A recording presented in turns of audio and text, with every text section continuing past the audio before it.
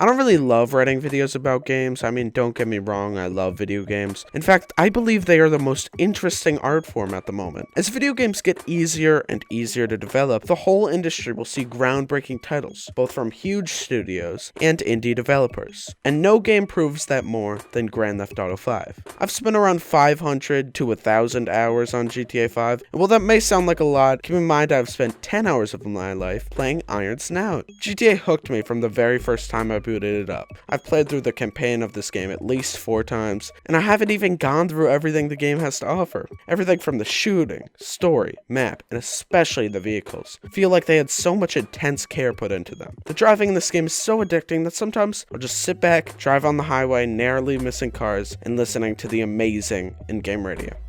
GTA 5 is a great game, and you certainly don't need me to tell you that. So why am I even making this video? Well, if you haven't been living underground like those people in Parasite, you would know that GTA 5 is now free on the Epic Games Store. If this is your first time hearing about this, get the game right now. The first time I heard about this, I was excited because a bunch of people were going to get to experience one of my favorite games of all time. And hopefully this also meant GTA 6 wouldn't be too far away. But the more I thought about this, the more I became a bit skeptical. Rockstar was doing this as a calculated move. By making this free on the Epic Games Store rather than Steam, they would get a way larger cut of microtransactions obtained through the new players, which is really kind of smart. However, by doing this, they are making GTA a free-to-play game, and it shouldn't really be an issue, because GTA is old and is already quite microtransaction and DLC heavy. So even if the online mode gets worse and worse, there's still the story mode and GTA 6 on the horizon. However, even though this is a good thing that more people can play GTA 5, what does this mean for GTA 6? I wanted to make this video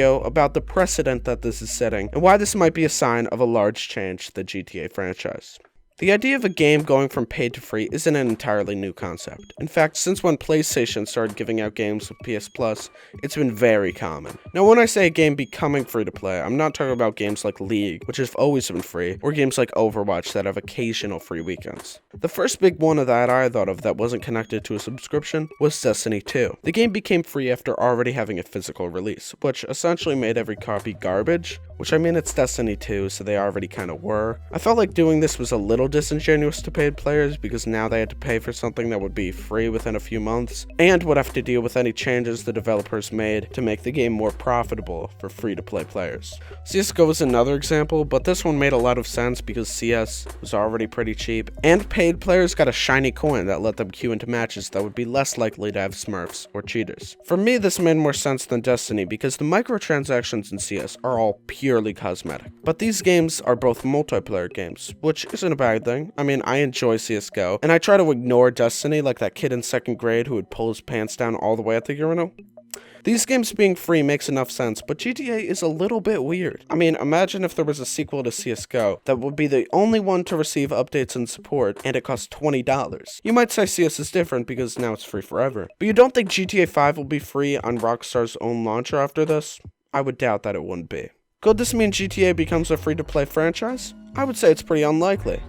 Games like CSGO came out before free-to-play games became super popular, and now make perfect sense, but GTA just feels pretty weird. I think it's safe to assume that Rockstar will make online a heavy focus for the next GTA game. But what if this is a test? There's a good amount of people that wanted to play GTA with their friends, but when it was $30, they decided to pass. Now that these people can get GTA to play online with friends, maybe they'll spend a couple bucks on shark cards so they can get the new DLC in a fast car. It's very possible a good amount of people getting GTA from the Epic Store will end up spending more on shark cards than it would have cost to buy the actual game. And at that point, why make a AAA, huge budget story game when you could spend a lot less to make an online-only GTA that could make just as much, if not more money? How I see it, there is 3 possibilities for GTA 6. The first one being like GTA 5, having a full fleshed out and excellent story mode as well as a fun online mode.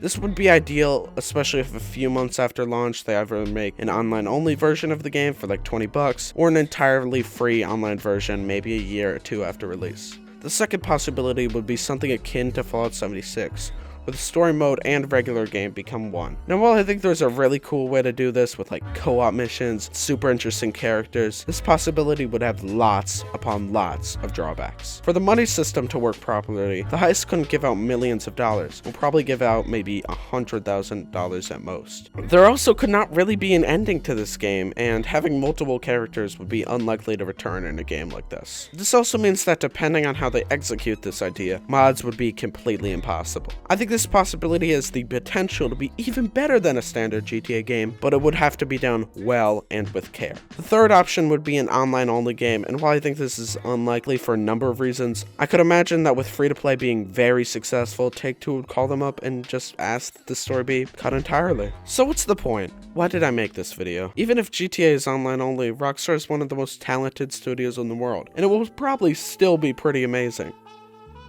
The reason isn't just because I wanted to complain about the video game industry or to guilt people into playing the story mode, even though it's very good and you definitely should play it. I have a connection to this game. I love the stories and the side missions and the characters, and if all that was thrown out the window so that I can spend $20 on a shark card, that's a huge loss to me. The reason I made this video isn't because I think this is likely, it's because it makes so much sense. I believe Rockstar will make something amazing in GTA 6 because they are a development house that I'm a fan of, and so they could do no wrong. I hope GTA will do something entirely new, and if that change is good, I will love the game. But if that change isn't good, and they just make a lackluster third-person shooter, then GTA will just be another open-world game.